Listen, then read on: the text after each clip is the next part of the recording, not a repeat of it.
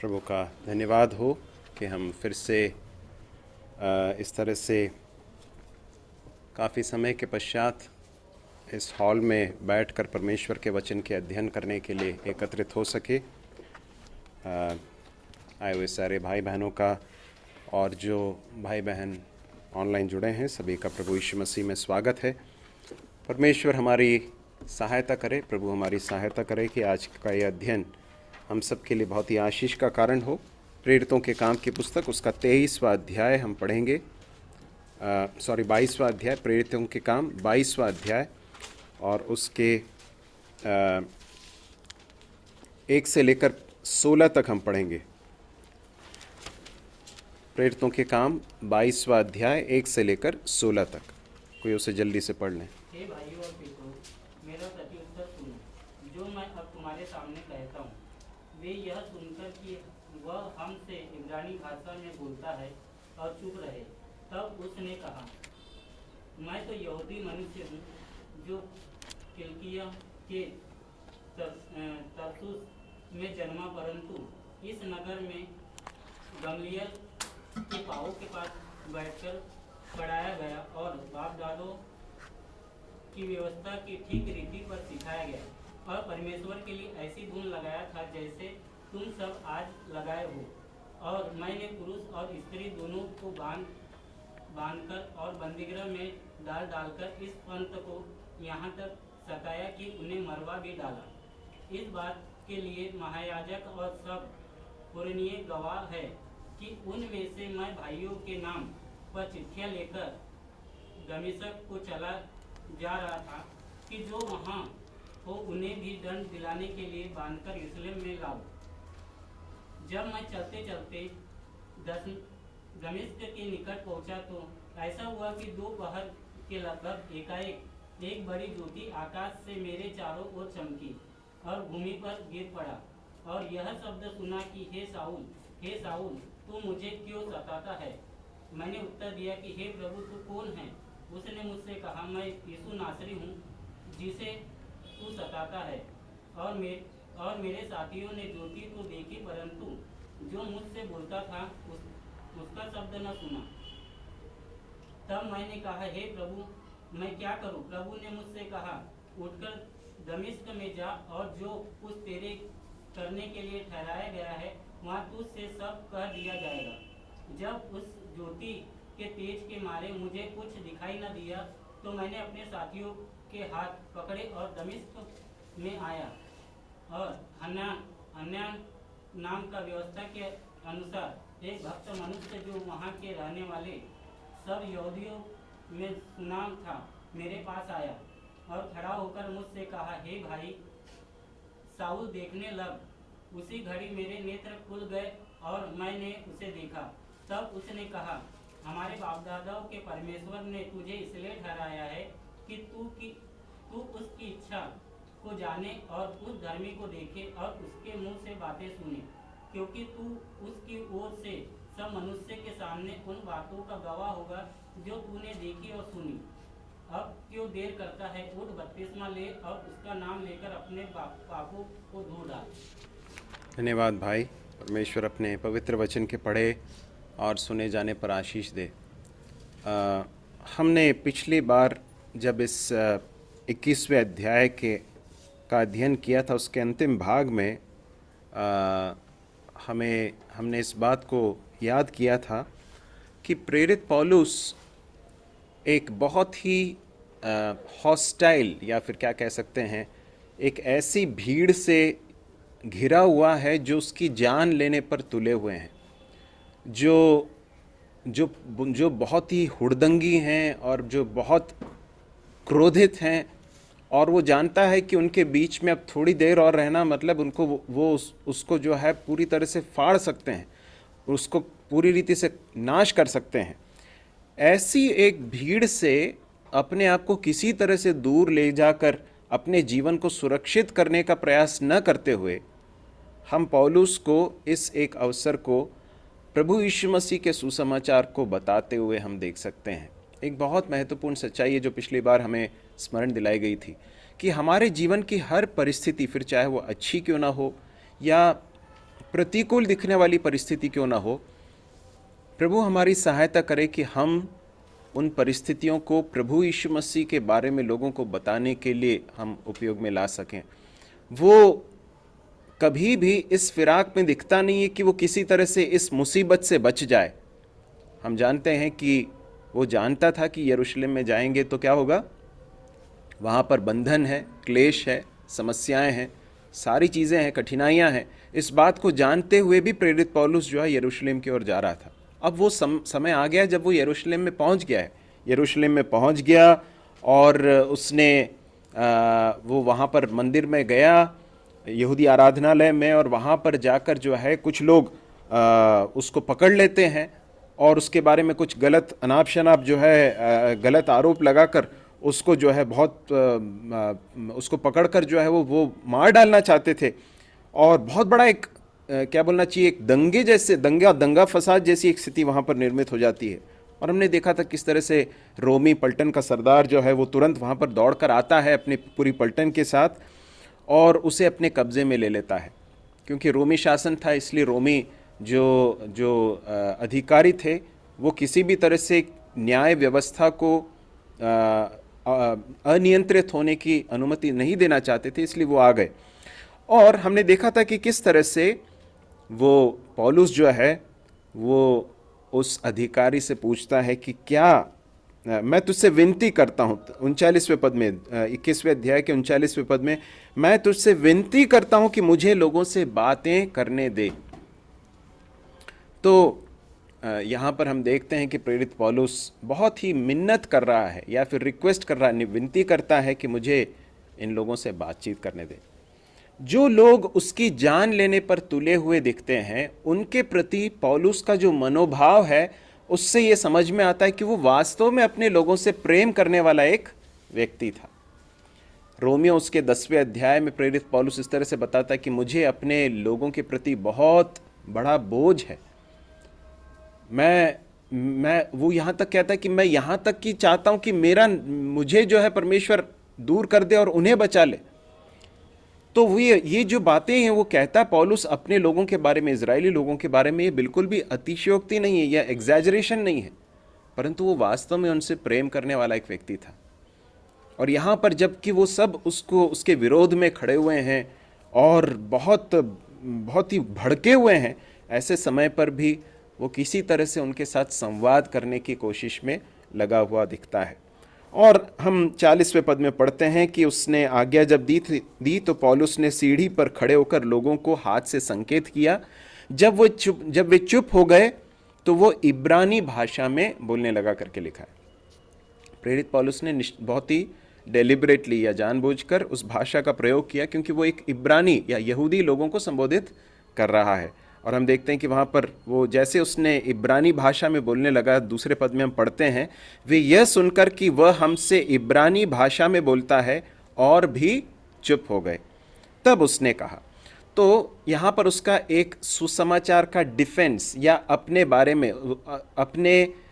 में जो उसके बारे में जो गलत बातें कही गई हैं उसके बारे में प्रेरित पौलुस का एक रिस्पॉन्स या एक प्रत्युत्तर हम इस अध्याय में देखते हैं। ये पूरा अध्याय उस घटना को बताता है। पहले पद में हम ऐसा पढ़ते हैं, हे भाइयों और पितरों, मेरा प्रत्युत्तर सुनो जो मैं अब तुम्हारे सामने प्रस्तुत करता हूं।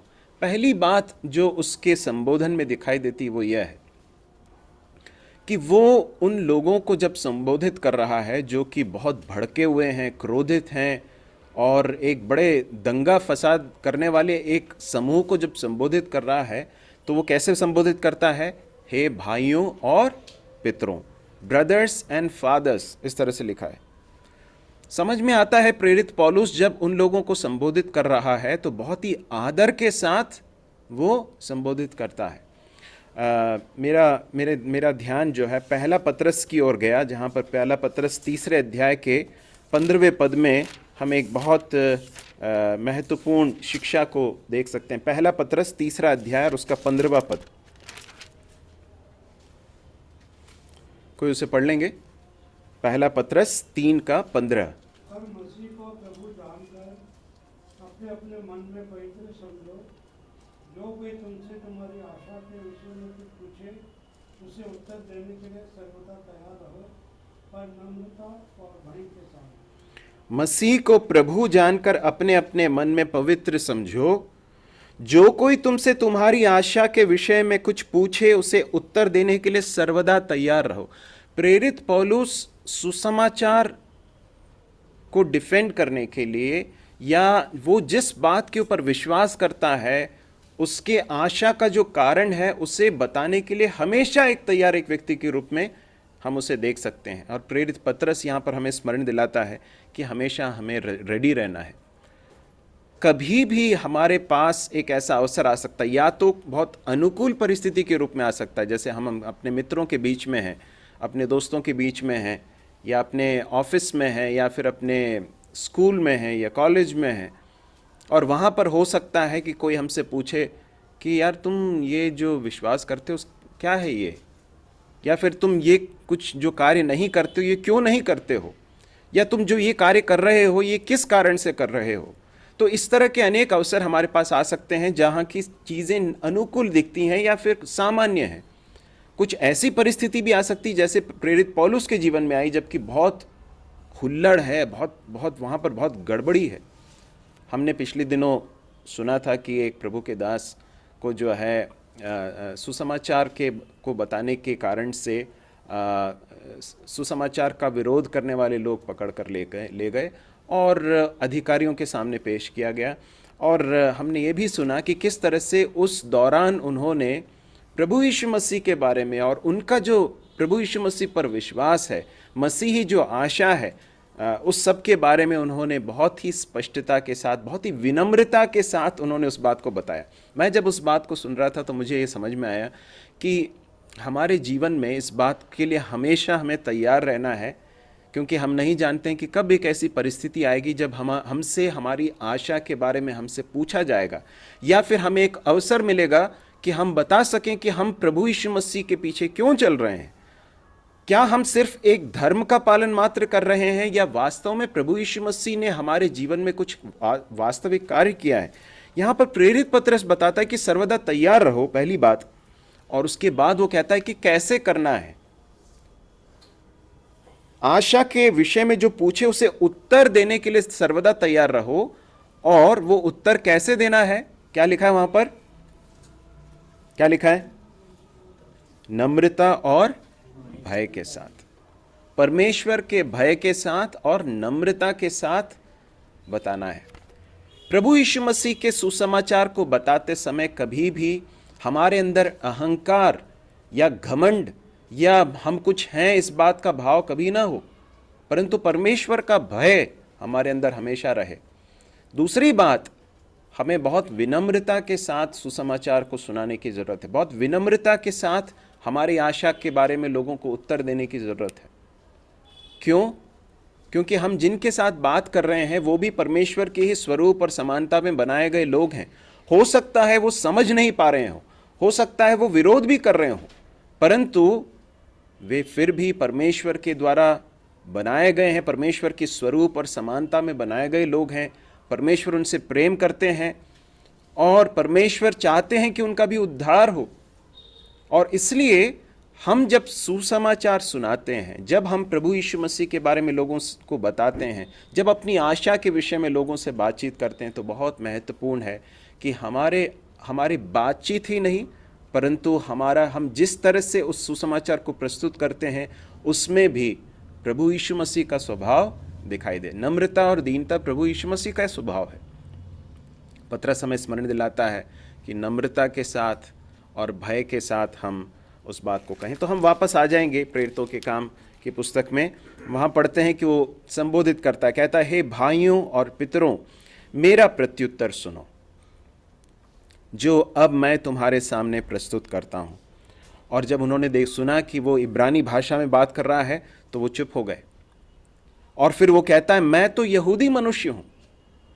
उसके बारे में आरोप ये लगाया गया था कि वो कुछ अन्य जाति लोगों को मंदिर में लेकर आ गया है। प्रेरित पौलुस सबसे पहले अपने संबोधन को आरंभ करते हुए कहता है कि वो कौन है।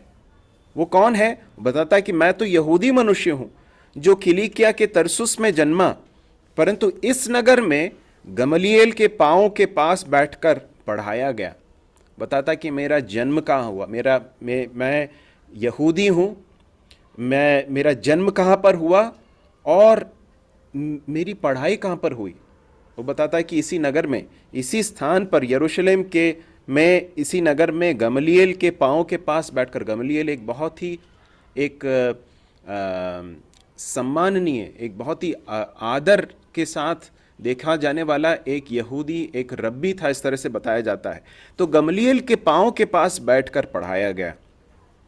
और फिर क्या लिखा है, फिर कहता है और बाप दादों की व्यवस्था की ठीक रीति पर सिखाया गया। मैं यहूदी हूं, फिर वो कहता है कि मेरा जन्म तरसुस में हुआ, फिर मैं गमलीएल के पांव के पास बैठकर पढ़ाया गया, बाप दादों की व्यवस्था की ठीक रीति पर सिखाया गया। मैं ट्रेंड हूं, मेरा प्रशिक्षण हुआ इस व्यवस्था में। और इसलिए यदि मेरे बारे में यह कहा जाता है कि मैं किसी अन्य जाति व्यक्ति को मंदिर में लेकर आ गया, तो यह गलत है। उसके बताने का जो तात्पर्य है वो यह है। फिर आगे वो कहता है और परमेश्वर के लिए ऐसी धुन लगाए था जैसे तुम आज लगाए हो।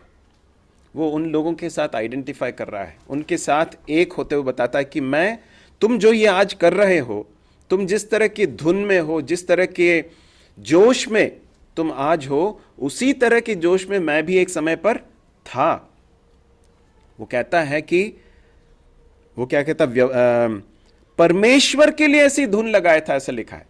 तो देखिए वो इस बात को बता रहा, वो इस बात को कहना चाहता है कि मैं इस बात को समझ रहा हूं कि तुम ये जो कुछ जोश दिखा रहे हो, जो धुन है तुम्हारे अंदर, वो मैं समझ रहा हूं कि वो इसलिए कि तुमको ऐसा लगता है कि तुम परमेश्वर के लिए ये कार्य कर रहे हो।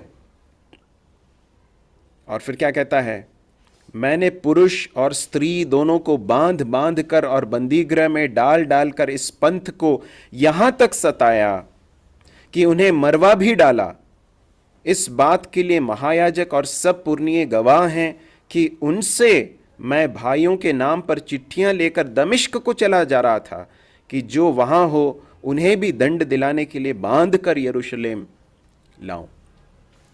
बताता है कि मेरी जो धुन थी वो किस हद की धुन थी। वो कहता है कि मैं इतने धुन में था कि मैं पुरुष और स्त्री दोनों को बांध बांध कर और बंदीगृह में डाल डाल कर इस पंथ को यहां तक सताया कि उन्हें मरवा भी डाला।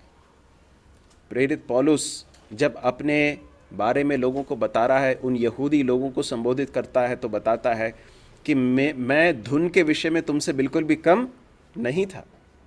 मेरी धुन इतनी थी कि मैं लोगों को पकड़कर बंदीगृह में डलवा रहा था, पुरुष हो या स्त्री हो। और फिर वो कहता है कि मैं लोगों को न सिर्फ बंदीगृह में डलवा रहा था, परंतु मैं मरवा डाल रहा था, मार डाल रहा था। प्रेरितों के काम की ही पुस्तक में हम जब अध्ययन कर रहे थे, 8वें अध्याय में जब हमने देखा था, हमने उस बात को देखा था कि प्रेरित पौलुस किस तरह से कलीसिया को सता रहा था।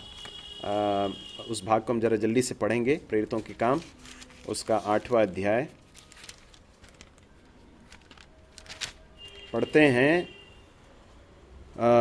3 पद में, शाऊल कलीसिया को उजाड़ रहा था और घर घर घुसकर पुरुषों और स्त्रियों को घसीट घसीट कर बंदीगृह में डालता था।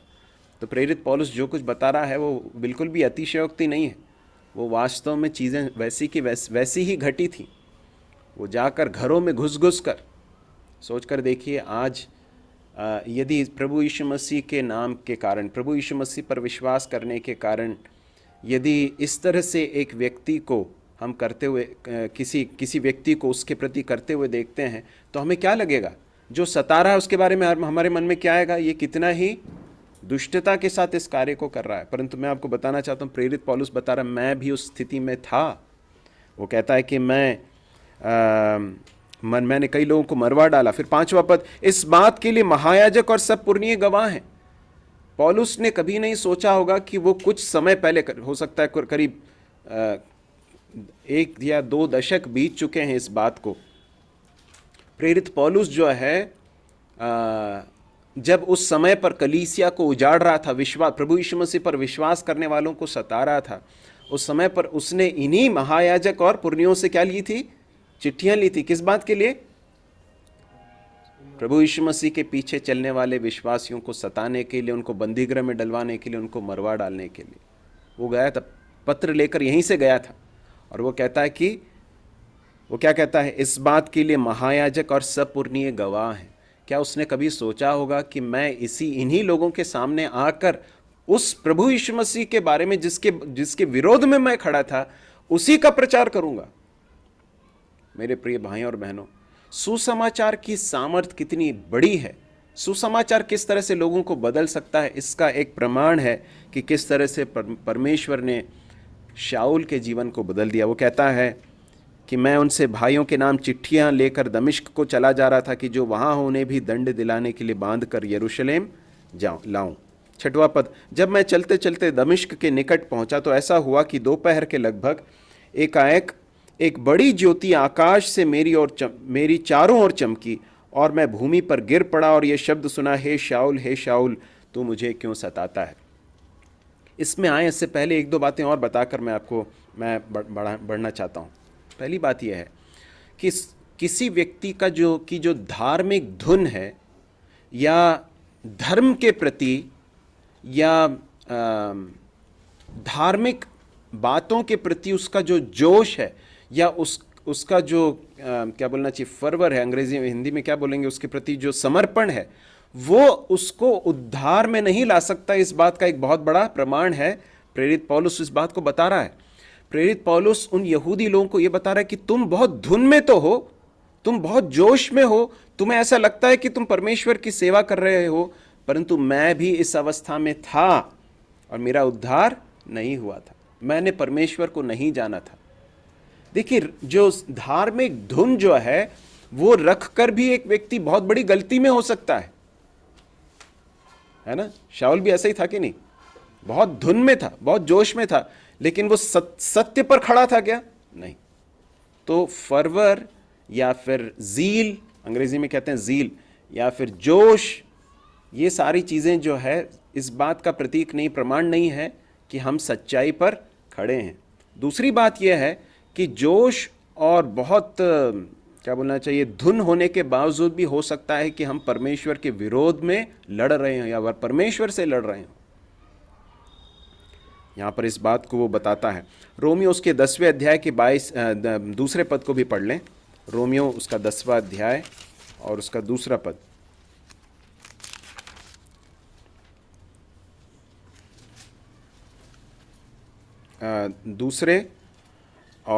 दूसरे पद से लेकर 4 पद तक पढ़ लें। क्योंकि मैं उनकी गवाही देता हूँ कि उनको परमेश्वर के लिए धुन रहती है, परंतु बुद्धिमानी के साथ नहीं, क्योंकि वे परमेश्वर की धार्मिकता से अनजान होकर और अपनी धार्मिकता स्थापना करने का यत्न करके परमेश्वर की धार्मिकता के अधीन न हुए, क्योंकि हर एक विश्वास करने वाले के लिए धार्मिकता के निमित्त मसीह व्यवस्था का अंत है। यहाँ पर प्रेरित पौलुस बताता है, वो कहता है पहले पद में, मेरे मन की बड़ी अभिलाषा है और उनके लिए, किनके लिए? मेरे संगी यहूदियों के लिए। वो कहता है कि मेरी प्रार्थना है कि वे उद्धार पाएं।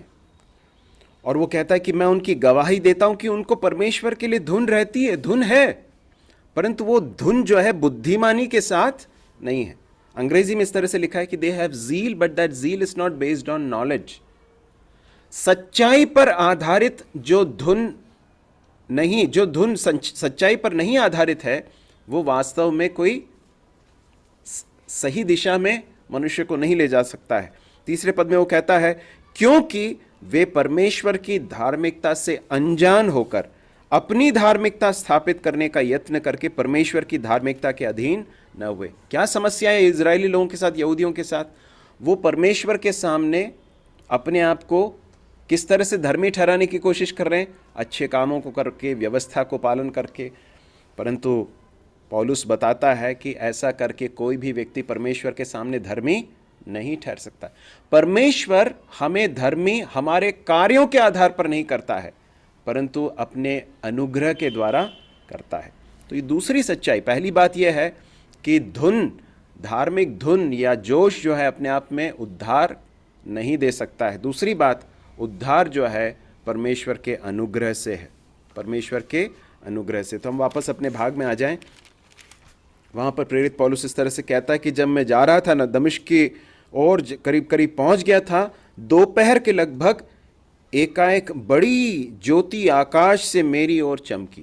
देखिए, जो दोपहर का समय ऑलरेडी कैसा रहता है, सूरज जो है ऑलरेडी चमक रहा होता है, और वो कहता है कि उस समय पर बड़ी ज्योति आकाश से मेरे चारों ओर चमकी और मैं भूमि पर गिर पड़ा और ये शब्द सुना, हे शाऊल तू मुझे क्यों सताता है। प्रेरित पौलुस परमेश्वर की अपनी धार्मिकता स्थापित करने के उद्देश्य से लोगों को सता रहा था। वो ऐसा सोच रहा था कि मैं परमेश्वर की सेवा कर रहा हूं, परंतु परमेश्वर ने उसे बताया कि उसे परमेश्वर के अनुग्रह की जरूरत है। अनुग्रह किसको दिया जाता है, आप जानते हैं? अनुग्रह किसको दिया जाता है? जो उसके लायक नहीं है उसको अनुग्रह दिया जाता है। अनुग्रह फेल होने वाले को दिया जाता है। पास होने वाले को अनुग्रह की जरूरत है क्या? नहीं है। जो फेल होने पर है, जो फेल हो रहा है, उसके ऊपर दया करके टीचर जो है ग्रेस देते हैं, उसको ग्रेस मार्क्स देते हैं या अनुग्रह देते हैं। उस तरह से उसका वो बच जाता है या वो पास हो जाता है।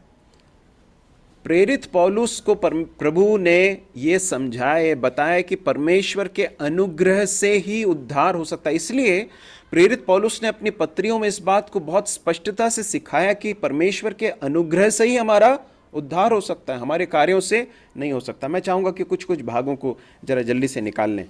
पहला तिमुथियुस पहला अध्याय उसका 13वां पद, 1 टिमोथी चैप्टर 1 वर्स 13। पहला तिमुथियुस 1:13 कोई पढ़ लें। मैं तो पहले निंदा करने वाला और सताने वाला और अंधेर करने वाला था, तो भी मुझ पर दया हुई, क्योंकि मैंने अविश्वास की दशा में बिन समझे बूझे ये काम किए थे। या वो क्या बताता अपने बारे में, क्या कह रहा है वो? पहले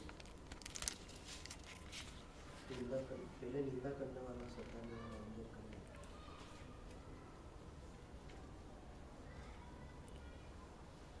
वाला। वो कहता है मैं तो पहले निंदा करने वाला, सताने वाला, अंधेर करने वाला था, तो भी मुझ पर दया हुई। आगे जाकर वो कहता है 15वें पद में, यह बात सच और हर प्रकार से मानने के योग्य है कि मसीह यीशु पापियों का उद्धार करने के लिए जगत में आया, जिनमें सबसे बड़ा मैं हूं। पौलुस को उसके पापी होने का एहसास परमेश्वर ने दिया। जब वो दमिश्क के ओर जा रहा था, उस समय पर उसे इस बात का एहसास हुआ कि वो परमेश्वर के विरोध में खड़ा हुआ है।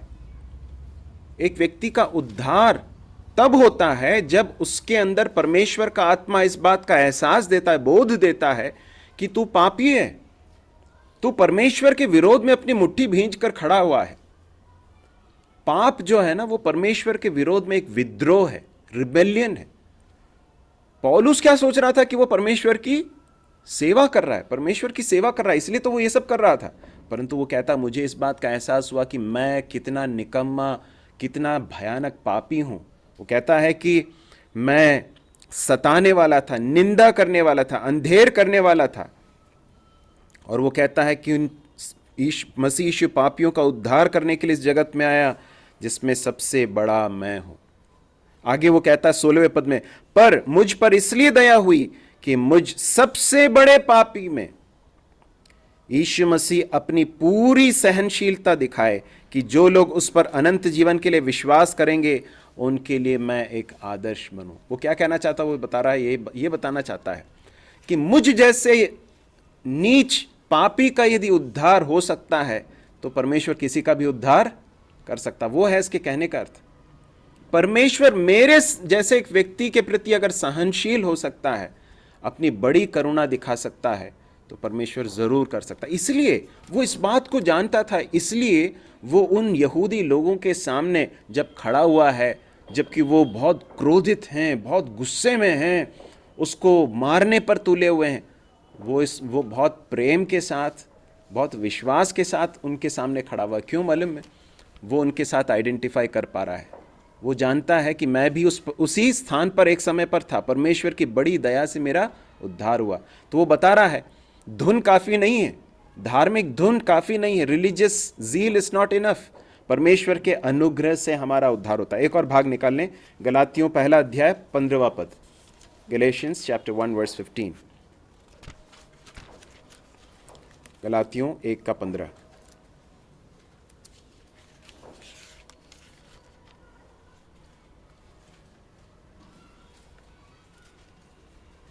परंतु परमेश्वर की जिसने मेरी माता के गर्भ से मुझे ठहराया और अपने अनुग्रह से बुला लिया। धन्यवाद। परंतु परमेश्वर की जिसने मेरी माता के गर्भ ही से मुझे ठहराया और क्या लिखा है, और अपने अनुग्रह से बुला लिया, अपने अनुग्रह से बुला लिया। वो कहता है कि परमेश्वर के अनुग्रह से मैं बुलाया गया हूँ। कई लोग हैं जो परमेश्वर को के द्वारा दिए जाने वाले इस उद्धार को अपने अच्छे कर्मों से प्राप्त करने की कोशिश में होड़ में लगे हुए हैं, परंतु परमेश्वर का वचन हमें स्मरण दिलाता है कि उद्धार सिर्फ अनुग्रह से ही है, हमारे कर्मों से नहीं है। इफिसियों की पत्री में भी प्रेरित पौलुस उसी बात को बताता, 2 अध्याय के 8वें पद में, कि अनुग्रह से ही हमारा उद्धार हुआ। एक और भाग पढ़िए, इफिसियों पहला अध्याय और उसका 4 से लेकर 6। इफिसियों पहला अध्याय 4 से लेकर 6। जैसा उसने हमें जगत की उत्पत्ति से पहले उसने चुन लिया कि हम उसके निकट प्रेम में पवित्र और निर्दोष हो, और अपनी इच्छा के भले अभिप्राय के अनुसार हमें अपने लिए पहले से ठहराया कि यीशु मसीह के द्वारा हम उसके लिए पालक होते हैं। क्या बता रहा है वहां पर?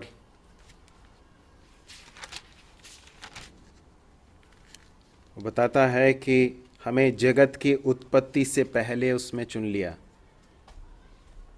इसके पहले उसने बोला कि माता के गर्भ से चुन लिया। अब वो क्या कहता है? जगत की उत्पत्ति से चुन लिया। प्रेरित पौलुस को धीरे धीरे करके समझ में आने लगा कि परमेश्वर का ये जो चुनाव है, वो मेरे जीवन पर पहले से ही था। मुझ पापी को प्रभु ने चुन लिया, माता के गर्भ से चुना, और अब वो कहता है कि जगत की उत्पत्ति से पहले प्रभु यीशु मसीह में चुन लिया। और आगे वो कहता है अपनी इच्छा के भले अभिप्राय के अनुसार हमें अपने लिए पहले से ठहराया कि यीशु मसीह के द्वारा हम उसके लेपालक पुत्र हों। और 6वें पद में वो जो है प्रेरित पौलुस जिस उस वाक्यांश को जो बताता है उसे अंडरलाइन कर दीजिए, क्योंकि वो इफिसियों की पत्री का एक बहुत ही महत्वपूर्ण वाक्यांश है। वो क्या है कि उसके उस अनुग्रह की महिमा की स्तुति हो जिसे उसने हमें उसके प्रिय में सेंत में दिया। Riches of the grace of the Lord Jesus Christ, उसके अनुग्रह की महिमा की स्तुति हो। To the praise of the riches of God's grace, कैसा अंग्रेजी में जरा पढ़ेंगे? Praise of his glorious grace, उसके उस अनुग्रह की महिमा की स्तुति हो। उसके अनुग्रह की महिमा, प्रेरित पौलुस जब इस प्रत्युत्तर को दे रहा है तो वो इस बात को बताना चाहता है कि परमेश्वर का अनुग्रह है जो प्रभु यीशु मसीह में दिया गया। हम वापस अपने पोर्शन में आ जाएं तो वहाँ पर इस बात को बताता है कि किस तरह से परमेश्वर ने मेरे साथ एक सामना किया। उसके बाद फिर 6वें पद में हम पढ़ते हैं कि ज्योति मेरे चारों ओर चमकी, मैं भूमि पर गिर पड़ा और ये शब्द सुना, हे शाऊल तू मुझे क्यों सताता है? मैंने उत्तर दिया, हे प्रभु तू कौन है? उसने मुझसे कहा, मैं यीशु नासरी हूं जिसे तू सताता है। मेरे साथियों ने ज्योति तो देखी परंतु जो मुझसे बोलता था उसका शब्द न सुना। तब मैंने कहा, हे प्रभु मैं क्या करूं? प्रभु ने मुझसे कहा, उठकर दमिश्क में जा और जो कुछ तेरे करने के लिए ठहराया गया है वहां तुझसे सब बता दिया जाएगा। परमेश्वर अपने अनुग्रह और अपनी दया को हम पर प्रकट करने से पहले एक कार्य करता है। क्या करता है मालूम है? हमें पूरी रीति से एक टूटने के अनुभव में लेकर आता है, हमें एक ब्रोकननेस में लेकर आता है। शाऊल जो इस समय तक बहुत ही कॉन्फिडेंस के साथ घूम रहा था, बहुत ही जोश के साथ था, बहुत ही कॉन्फिडेंस के साथ भरा हुआ था और चिट्ठियां लेकर दमिश्क की ओर जा रहा था। किस बात के लिए? मैं जाऊंगा, मैं लोगों को पकड़ूंगा, पुरुष हो या स्त्री हो, पकड़वाऊंगा, उनको बंदी गृह में डलवाऊंगा, बहुत सारे लोगों को मैं मरवा डालूंगा, इस पंथ को मैं खत्म कर दूंगा। ये जो पंथ जो यहूदी धर्म के लिए खतरा है, मैं इसका सफाया कर दूंगा। इस उद्देश्य के साथ प्रेरित पौलुस बड़े कॉन्फिडेंस के साथ जा रहा था। अभी कहां पड़ा है? कहां पर पड़ा है? हाँ, कहां पड़ा है? जमीन पर पड़ा है। बहुत बड़ी ज्योति चमकी और मैं भूमि पर गिर पड़ा। न सिर्फ जमीन पर गिर गया, और एक और चीज हुई उसके साथ। क्या लिखा है? वो अंधा भी हो गया, पूरी रीति से दूसरों के ऊपर निर्भर। एक समय जो बहुत ही आत्मविश्वास से भरते हुए प्रभु के लोगों को सताने के लिए जो चल रहा था, अब वो क्या कर रहा है? अब वो कुछ कह रहा है। क्या कहता है? वहां पे आवाज क्या आती? हे शाऊल, तू मुझे क्यों सताता है? शाऊल के जीवन में जो सबसे बड़ा एक क्या बोलना चाहिए, एनकाउंटर, परमेश्वर के साथ एक मुठभेड़ यहां पर हुई, और वो बोलता है कि हे प्रभु तू कौन है? क्योंकि उसे समझ में नहीं आ रहा था कि हो क्या रहा है। उसने शायद अभी तक उसको यह समझ में नहीं आया कि वो प्रभु यीशु मसीह है, प्रभु यीशु मसीह कौन है, इसके बारे में कुछ आइडिया नहीं है। परंतु उससे समझ में आया कि ये जो बात कर रहे हैं मुझसे, ये कोई तो है जिसे मैंने अभी तक पहचाना नहीं है। इसलिए वो बोलता है कि हे प्रभु तू कौन है? क्योंकि कहने वाला क्या कह रहा है? हे शाऊल तू मुझे क्यों सताता है? मेरे प्रिय भाइयों और बहनों, मैं एक बहुत बड़ी बात आपको स्मरण दिलाना चाहता हूं। जो प्रभु यीशु मसीह पर विश्वास करने वाले लोगों को सताते हैं, वो किसको सता रहे हैं? वो प्रभु यीशु मसीह को सताते हैं। प्रभु उसे उसी तरह से ट्रीट करते हैं, उसी तरह से लेते हैं। जो प्रभु यीशु मसीह के नाम से सताए जाते हैं, प्रभु उनकी तरफ, उनके प्रति प्रभु का जो मनोभाव है वो इसी तरह से है कि मानो वो मुझे सता रहे हैं। शाऊल किसको सता रहा था? प्रभु यीशु मसीह के ऊपर विश्वास करने वाले विश्वासियों को सता रहा था। परंतु प्रभु उसे किस तरह से ले रहा था? मुझे सता रहा है। हे शाऊल तू मुझे क्यों सताता है? हे प्रभु तू कौन है? उसने मुझसे कहा, मैं यीशु नासरी हूं जिसे तू सताता है। कोई कंफ्यूजन नहीं होना चाहिए कि कौन है जिसे सता रहा है। और इसलिए प्रभु यीशु मसीह किस तरह से बोल रहे हैं? मैं यीशु नासरी हूं। आप जानते हैं ये जो प्रयोग है ना, ये जो नाम है, ये यहूदी लोगों ने प्रभु यीशु मसीह की निंदा करने के लिए उनको नीचा करके दिखाने के लिए बताया था। नासरी जब किसी को कहते थे तो वो अपमानित करने के उद्देश्य से कहा जाता था। और यीशु मसीह हम कहते हैं, प्रभु यीशु मसीह हम कहते हैं, परंतु उस समय जो साधारण यहूदी थे वो कैसे कहते थे? यीशु नासरी। प्रभु यीशु मसीह उससे कहते हैं मैं यीशु नासरी हूं, ताकि उसे कोई कंफ्यूजन न रहे, इस बात का कोई इसके बारे में कोई संदेह न रहे कि वो कौन उससे बात कर रहा है। पौलुस अभी तक ये सोच रहा था कि मैं जिस पंथ के लोगों को सता रहा हूं या मार रहा हूं, वे झूठे लोग हैं, और यीशु मसीह करके कोई व्यक्ति था, उसके बारे में ये लोग प्रचार कर रहे हैं, परंतु वो तो मर गया। और आप जानते हैं ना, पुनरुत्थान के प्रभु यीशु मसीह के फिर से जीवित होने के बाद ये झूठी कहानी फैला दी गई थी कि उसके शिष्य रात में आके उसके लोथ को, उसके शव को लेकर चले गए, और ये जो झूठी कहानी फैला रहे हैं कि वो तो फिर से जीवित हो गया। ये सब कोई सच्ची बात नहीं है। परंतु आज क्या हो रहा मालूम है? जिस यीशु मसीह के बारे में ये पौलुस कहता फिर रहा होगा कि ये सब झूठी बातें हैं, उसी यीशु मसीह ने उसको दर्शन दिया। वही पुनरुत्थित महिमित प्रभु यीशु मसीह उसे पकड़ लेते हैं रास्ते पर, दमिश्क के रास्ते पर पकड़ लेते हैं, और वो कहते हैं मैं यीशु नासरी हूं जिसे तू सता रहा है। 10वें पद में उसका प्रत्युत्तर देखिए क्या है, क्या उसका रिस्पॉन्स। तब मैंने कहा, हे प्रभु मैं क्या करूं? जिसने वास्तव में प्रभु यीशु मसीह के साथ जिसका एक एनकाउंटर हुआ है, जिसका परमेश्वर के साथ सामना हुआ है, जिसने प्रभु यीशु मसीह को वास्तव में जाना है, वो उसके अंदर इस तरह की घबराहट, इस तरह की एक बेचैनी आएगी कि वो बोलेगा कि प्रभु मैं क्या करूं। आप जानते हैं ना, जब फिलिप्पी के उस कारागृह में आप जानते क्या हुआ था? पौलुस और सीलास को बंदीगृह में डाला गया था और वे लोग उनको मार कर वहाँ पर उस काट में बांध कर रखा था। उस दिन क्या हुआ? बहुत बड़ा भूईडोल हुआ। वो तो प्रभु का धन्यवाद दे रहे थे, गीत गा रहे थे, भजन गा रहे थे, कैदी सुन रहे थे। और उसके बाद हम जानते हैं क्या हुआ? बहुत बड़ा भूईडोल हुआ और कारागृह के द्वार सब खुल गए, उनकी जंजीरें सब खुल गई। कारागृह का जो दरोगा था, जेलर, उसने सोचा कि सब कैदी भाग गए और वो अपने आप को खंजर से मार कर खुदकुशी करने वाला था, आत्महत्या करने वाला था। क्यों? क्योंकि उसकी जान ले ली जाएगी। रोमी सरकार जो है बहुत क्रूर होता था। जिस अधिकारी के अधीन इस तरह से कुछ हुआ, अगर कैदी भाग गए तो उसी की जान ले ली जाएगी। वो अपने आप को मार डालने के प्रयास में था। उसी समय पर पौलुस कहता कि अपने आप को कोई नुकसान मत कर, हम सब यहीं पर हैं। और आप जानते हैं वहां पर क्या हुआ? हमने इसी में तो पढ़ा था। हाँ, क्या बोलता है वो? साहिबों, उद्धार पाने के लिए मैं क्या करूं? प्रेरितों के ही काम में दूसरे अध्याय में जब प्रेरित पतरस प्रभु यीशु मसीह का सुसमाचार सुनाता, लोगों के हृदय छिद गए। वो लोग क्या कहने लगे? हम क्या करें? हे भाइयों, अब हम क्या करें?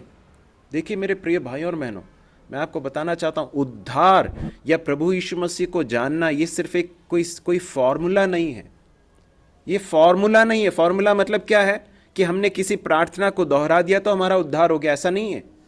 परंतु जब एक व्यक्ति प्रभु को जान लेता है, जब उद्धार होता, तो उस समय पर उसके अंदर परमेश्वर के आत्मा के द्वारा पाप का बोध लाया जाता है।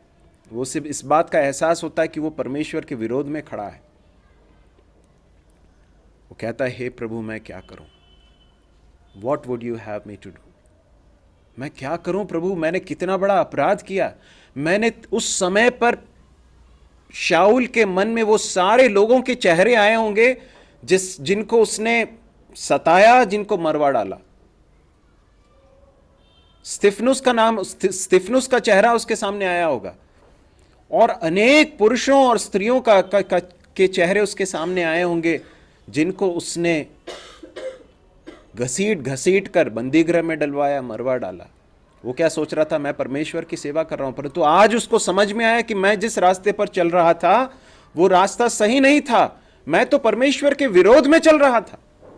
इसको कहते हैं मन फिराव, इसको कहते हैं रिपेंटेंस, कि मैं जिस रास्ते पर चल रहा हूं वो रास्ता सही नहीं है। इस बात का एहसास परमेश्वर के आत्मा के द्वारा होता है और मैं उस रास्ते को छोड़कर परमेश्वर के पास वापस आ जाता हूं। यह है रिपेंटेंस, यह है मन फिराव। एक तरह की बेचैनी, प्रभु मैंने ये क्या कर दिया? मैंने क्या कर दिया प्रभु? मैंने तेरे लोगों को सताया, मैंने तेरे लोगों को मरवा डाला। वो कहता है, हे प्रभु मैं क्या करूं? प्रभु ने मुझसे कहा, उठकर दमिश्क में जा और जो कुछ तेरे करने के लिए ठहराया गया है वहां तुझसे सब कुछ बता दिया जाएगा। अभी तक पौलुस के जीवन के, शाऊल के जीवन का नियंत्रण किसके हाथ में था? शाऊल के हाथ में था। शाऊल के जीवन के डिसीजंस कौन ले रहा था? निर्णय कौन ले रहा था? शाऊल ले रहा था। मैं जाऊंगा दमिश्क में, मैं फलाना काम करूंगा। चिट्ठियां लेकर गया और वहां पर जा रहा था। बहुत सारे जगहों पर जब जा रहा था, वो सारे चीजों में उसके जीवन के निर्णय लेने वाला व्यक्ति कौन है? कौन है? शाऊल स्वयं है। परंतु आज ट्रांसफर ऑफ ओनरशिप हो गया है, मालिकाना हक बदल गया। क्या हो गया मालूम है? आज कोई और उसको बोल रहा है कि क्या करना है। यीशु मसीह को जानना मतलब जो है, मैंने जैसे आपको पहले बताया, सिर्फ एक प्रार्थना दोहराना नहीं है, परंतु अपने जीवन की बागडोर प्रभु यीशु मसीह के हाथों में सौंप देना है। To know God is to yield the control of your life to Jesus Christ. प्रभु यीशु मसीह के हाथों में दे देना। इसलिए उद्धार पाने या नए जन्म पाने का अर्थ क्या है? कि मैं अपने जीवन की बागडोर प्रभु यीशु मसीह के हाथों में दे देता हूं। इसके बाद से मैं अपनी इच्छा के अनुसार नहीं जीऊंगा। जो कार्य मुझे अच्छे लगते हैं उनको नहीं, परंतु जो प्रभु को पसंद है सिर्फ उसी के लिए मैं जीऊंगा। पौलुस को प्रभु बता रहा है।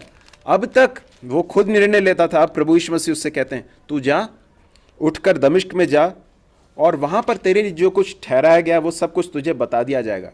अभी तक पौलुस सारे टाइम टेबल बना कर जाता था, मुझे क्या क्या करना है, अभी कुछ मालूम नहीं है। दमिश्क में पहले जा, उसके बाद मैं बताऊंगा कि तुझे क्या करना है। परंतु पूरी रीति से पौलुस शाऊल ने अपने जीवन को प्रभु यीशु मसीह के चरणों पर समर्पित कर दिया। और उसके बाद से हम देख रहे हैं ना, पिछले दिनों से, काफ़ी दिनों से हम अध्ययन जब कर रहे थे, हमने देखा कि प्रेरित पौलुस के निर्णय कैसे थे, सब पवित्र आत्मा के नियंत्रण में लिए जा रहे थे। कहाँ जाना है, कहाँ नहीं जाना है, इस सब के निर्णय वो खुद नहीं ले रहा था, अपनी इच्छा से नहीं ले रहा था। वो कहता है कि हर नगर में तेरे लिए क्लेश और बंधन तैयार हैं, इस तरह से परमेश्वर का आत्मा मुझे बता रहा है। लेकिन परमेश्वर का आत्मा ये भी कह रहा है कि तुझे जाना, जाने के लिए कह रहा है, इसलिए वो जाता है। उसके बाद से उसके जीवन में एक बात देखी जा सकती थी कि वो अपने जीवन के सारे निर्णय यीशु मसीह के हाथों में दे देता है। हम उसके बाद फिर पढ़ते हैं उसके 12वें और 13वें पद में कि हनन्याह नाम का एक व्यक्ति उसको मिलता है, उससे कहता है, हे भाई शाऊल, फिर देखने लग। उसी घड़ी मेरे नेत्र खुल गए, मैंने उसे देखा। तब उसने कहा, हमारे बाप दादों के परमेश्वर ने तुझे इसलिए ठहराया। अब देखिए, यहां पर इस बात को बताकर मैं समाप्त कर रहा हूं। पौलुस इस बात को बता रहा है कि मेरा अपॉइंटमेंट हुआ, मुझे परमेश्वर ने ठहराया। किस बात के लिए? क्या लिखा है देखिए, हमारे बाप दादों के परमेश्वर ने। अब जब वो इस बात को यहूदियों से कह रहा है तो वो इस बात को बता रहा है कि हम सब जिसकी सेवा करते हैं, यहोवा परमेश्वर, उसी परमेश्वर ने तुझे इसलिए ठहराया। उस हनन्याह ने मुझसे कहा, तुझे इसलिए ठहराया है। किस बात के लिए? 2-3 बातें वहां पर लिखी, जरा पढ़ेंगे। पहली बात कि उसकी इच्छा को जाने, दूसरी बात उस धर्मी को देखे, और तीसरी बात उसके मुंह से बातें सुने। उसके बाद चौथी बात 15वें पद में, उन बातों का गवाह होगा जो तूने देखी और सुनी है। 4 बातें फिर से दोहराते हैं कि तू उसकी इच्छा को जाने। उद्धार इसलिए नहीं दिया जाता है कि हम किसी तरह से आने वाले नरक से बच जाएं और स्वर्ग में पहुंच जाएं। नहीं, उद्धार इसलिए दिया जाता है, परमेश्वर लोगों को उद्धार इसलिए देता है ताकि लोग उसकी इच्छा को जाने। फिर क्या लिखा है? उस धर्मी को देखे। धर्मी कौन? प्रभु यीशु मसीह को, परमेश्वर का अभिषिक्त, उसको देखे, उसके मुंह से बातें सुने, है ना। और उसके बाद से ही पौलुस का जीवन वैसा ही एक जीवन हो गया। परमेश्वर की इच्छा को जानने, परमेश्वर प्रभु यीशु मसीह को देखने, प्रभु यीशु मसीह के मुंह से बातें सुनने। और फिर क्या लिखा है? क्योंकि तू उसकी ओर से सब मनुष्यों के सामने उन बातों का गवाह होगा जो तूने देखी और सुनी। और उसके बाद प्रभु यीशु मसीह का गवाह होने के लिए ये 4 बातें हैं जिसके लिए परमेश्वर ने प्रभु यीशु मसीह ने पौलुस को ठहराया करके लिखा है। और प्रेरित पौलुस को उन 4 बातों के पीछे भागते हुए हम देख सकते हैं। मेरे प्रिय भाई और बहनों, हमारे जीवन का उद्देश्य क्या है? What is the purpose of our life? परमेश्वर ने हमें एक उद्देश्य के साथ उद्धार दिया है। वो उद्धार क्यों दिया है? ताकि हम उसकी इच्छा को जानें, उसको देखें, रोज अपने आत्मा में हमारे प्रभु यीशु मसीह को देखें, उसकी आवाज़ को सुने, उसके मुंह से सुने, शिष्य के समान सुने, और उसके बारे में लोगों को बताएं, उसके गवाह ठहरें। पहला यूहन्ना उसके 2 अध्याय 15 से 17 में हम इस तरह से पढ़ते हैं कि संसार और संसार की वस्तुओं से प्रेम मत रखो, प्रेम मत करो, क्योंकि जो कुछ संसार में, अर्थात आंखों की अभिलाषा, शरीर की अभिलाषा, जीविका का घमंड, ये सब संसार की ओर से, परमेश्वर की ओर से, पिता की ओर से नहीं है। और यूहन्ना बताता है कि ये सारी चीज़ें खत्म हो जाएंगी, परंतु जो परमेश्वर की इच्छा पर बना रहेगा वो हमेशा बना रहेगा। परमेश्वर की इच्छा को परस्यू करना, उसके पीछे जाना, ये हमारे जीवन का सबसे बड़ा उद्देश्य है। प्रभु हमारी सहायता करे कि ये सारे वचन जो आज सीखे गए हैं हमारे जीवन को बदलने वाले बन सकें, हम सही चीज़ों के पीछे भाग सकें। और अंतिम बात को बताकर समाप्त करेंगे, उठ, बपतिस्मा ले और उसका नाम लेकर अपने पापों को धो डाल। प्रभु यीशु मसीह के प्रति प्रेरित पौलुस के समर्पण या प्रभु यीशु मसीह पर विश्वास का प्रमाण किस तरह से दिया उसने? प्रभु की आज्ञा को मानकर बपतिस्मा लिया उसने। बपतिस्मा क्या है मालूम है? बपतिस्मा इस बात की गवाही है, इस बात का प्रमाण है, प्रतीक है कि मैंने अपने जीवन का नियंत्रण यीशु मसीह के हाथों में दे दिया है। मैं मर चुका हूं। जब एक व्यक्ति पानी के अंदर जाता है तो वो इस बात को बता रहा है कि मैं मर गया, जेम्स मर गया। अब से जेम्स के निर्णय नहीं होंगे, अब से यीशु मसीह जो उस जेम्स से कहेगा उसके अनुसार जेम्स निर्णय लेगा। यह है जब मैंने बपतिस्मा लिया तो हुआ। मैं इस बात की गवाही दे रहा था। प्रेरित पौलुस ने यीशु मसीह के प्रति अपनी आज्ञाकारिता का प्रमाण देते हुए बपतिस्मा भी लिया। प्रभु हमारी सहायता करे, ये सारी सच्चाइयाँ जो हमने सीखी हैं वो सब परमेश्वर हमारे हृदयों पर चस्पा करे, हमारे जीवन इसके द्वारा बदल जाएं। परमेश्वर के नाम की महिमा हो।